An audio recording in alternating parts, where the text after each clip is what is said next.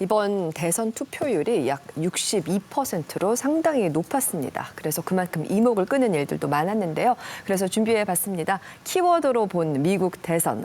정대진 교수님께서 소개해 주실까요? 네, 경합주 중에서 이곳을 이기면은 대선을 가져간다, 대권을 진다라고 했던 주목받는 곳이 있었는데요. 네. 펜실베니아에서 한번 키워드를 뽑아봤습니다. 펜실베니아 너무나 중요한 주였죠. 키워드는 아미시. 사람 이름 같기도 하고 도시 이름 같기도 하고요. 네, 아미시는 그 원리주의 개신교 교파 중 하나인데요. 원래 그 투표에 참여하지 않는 걸로 굉장히 유명했습니다. 투표와 네네. 거리가 멀었는데 이번에 역대 규모로 투표에 참여를 했다고 합니다. 그래요. 예, 그 이유를 영상을 한번 보시죠. 역대 규모로 참여했다? 펜실베니아에서 의문의 마차 행렬이 등장을 했습니다. 이게 뭡니까 이게? 예, 행렬의 종착지는 바로 투표소입니다. 마차의 주인은 트럼프의 열렬한 구애에 응답하기 위해 속세로 나온 아미시 교도들입니다. 속세로 And who are 나왔다고요? you voting for? Donald Trump. Donald Trump. Are you Amish? Yeah. 아미시는 종교적 이유로 현대 문명을 거부하고 외부 세계와 격리한 채 공동체 생활을 하는데요. 펜실베니아에는 약 9만 명의 아미시가 살고 있습니다. 네. A Lancaster County farmer facing fines and could possibly go to jail for repeatedly violating food safety laws. 주로 농업으로 먹고 사는 이들에게 펜실베니아 주정부가 내린 비살균 우유 판매 단속과 벌금형은 생계를 위협하는 심각한 문제로 다가왔습니다. 이런 이슈가 있었군요.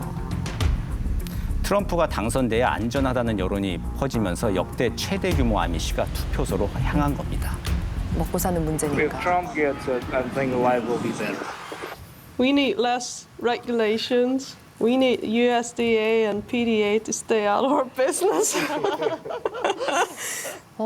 그러고 보니까 제가 언젠가 미국 동부를 갔을 때 이 아미시를 본 것 같기도 한 게 왜냐면 워낙 복장이며 외모며 눈길을 끌잖아요. 근데 이렇게 9만 명이나 되는 사람들이 펜실베니아에 있었군요. 예, 그리고 옛날부터 공화당이 이 아미시를 지지층으로 삼기 위해서 굉장히 많은 공을 들여왔다고 합니다. 실제로 조지 부시도 여러 차례 아미시를 방문하기도 했고요.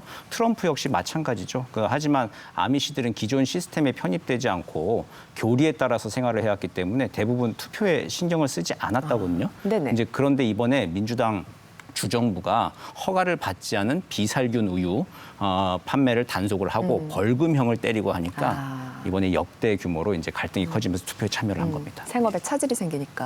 제가 2021년에요. 네. 이 펜실베니아 아미시 마을에 직접 찾아갔던 적이 있습니다. 저곳에 아까 가셨었군요. 저곳에요, 진짜로요. 그래서 영상에서 보셨던 것과 같이 정말 자동차도 없고 전기도 없고 정말로 18세기 전통 방식 그대로 살고 있더라고요. 네. 이들은 종교적 신념에 따라 피임을 죄악으로 여깁니다. 아하. 보통 한 가정에 대여섯 명의 자녀는 기본이고요. 근데 이 해리스는요, 이번 대선에서 여성의 낙태권을 전면에 내세웠고요. 과거엔 동성 결혼식에서 주례를 섰을 만큼 성소수자를 적극 지지한 정치인입니다. 그렇죠. 보수 성향의 아미시가 지지하기는 어려운 후보였던 것이죠. 그리고 미국에는 전통적인 기독교 가치, 그리고 패밀리 밸류라 그러죠. 이 가족 가치를 중시하는 기독교인들이 굉장히 많습니다. 네. 저는 이번에요, 이들이 결집해서 트럼프에게 표를 몰아준 것이 굉장히 선거 결과에 큰 영향을 네. 끼쳤다고 생각합니다. 그런 요인이 있군요. 좋습니다. 계속해서 두 번째 키워드도 함께 보겠습니다. 네, 이번 키워드는요, 올해 대선 결과를 한마디로 축약한 말이 아닐까 싶습니다. 키워드를 확인하시겠습니다. 네.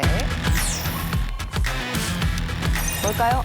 네, 레드 수입입니다. 이제 수입은요, 우리말로 하면 싹쓸이 정도가 될 것 같은데요.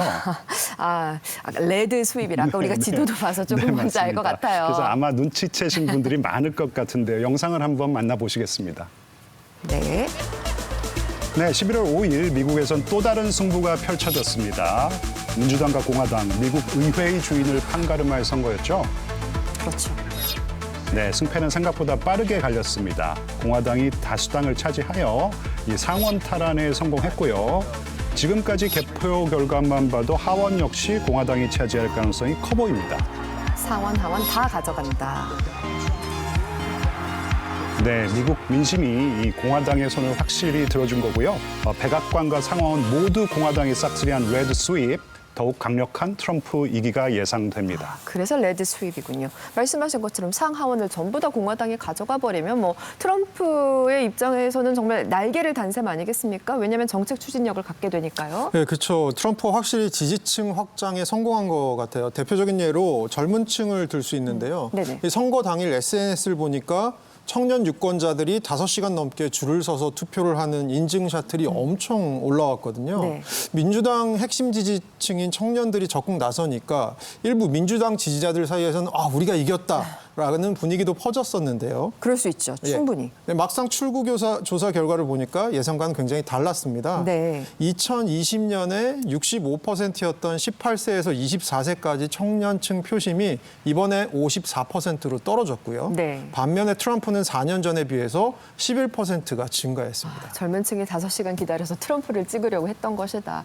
이뿐만 아니라 저는 흑인 그리고 라틴계 이민자들이 해리스를 지지하지 않았다는 점도 굉장히 놀랍게 다가왔어요. 예, 뭐 우선 여성이라는 유리천장도 좀 크게 작용을 했던 것 같고요. 그리고 낙태권을 전면에 내세운 게 남성 유권자들한테 이제 그렇게 크게 어필하지 않았던 것 같습니다. 네네. 그리고 또 다른 페인으로는 일자리를 들 수 있을 것 같아요. 일자리요. 예, 그 트럼프 때에 비교하면은 이제 불법 이민자가 한 160만 명 정도가 지금 바이든 정부 때 증가했거든요. 네네. 그런데 이제 미국 노동통계국에 따르면 미국 태생 노동자가 주당 평균 1,140달러를 받는 반면에 외국 태생 이민자는 987달러를 받는 걸로 나옵니다. 네. 불법 이민자들은 더 싸게 받겠죠. 그렇죠. 그러니까 결국 일자리 경쟁이 더 커집니다. 그러니까 네. 불안감이 좀 더 커졌던 게 아닐까 추측해 볼 수 있습니다. 네. 근데 민주당 입장에서는 좀 어안이 벙벙할 수 있는 게 사실 미국 경제가 지금 굉장히 안정적입니다. 그래요? 바이든 임기 동안 1인당 GDP가 연간 한 2.8%씩 고속 성장 중이고요. 전체 고용과 임금도 증가하고 있거든요. 네. 근데 서민들이 체감하는 경기는 조금 다른 것 같습니다. 좀 다르다. 그중 하나가 물가 상승률인데요.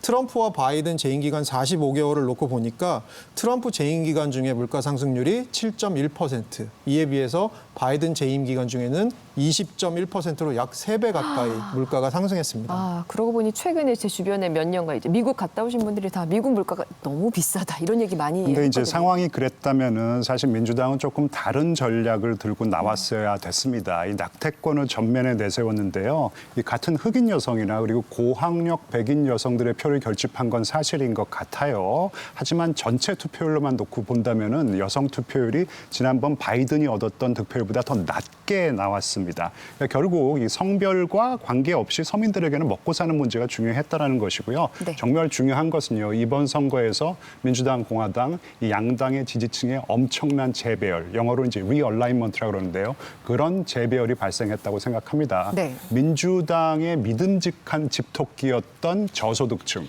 노동자층이 대거 이탈을 해서 트럼프의 공화당으로 이제 갔고요.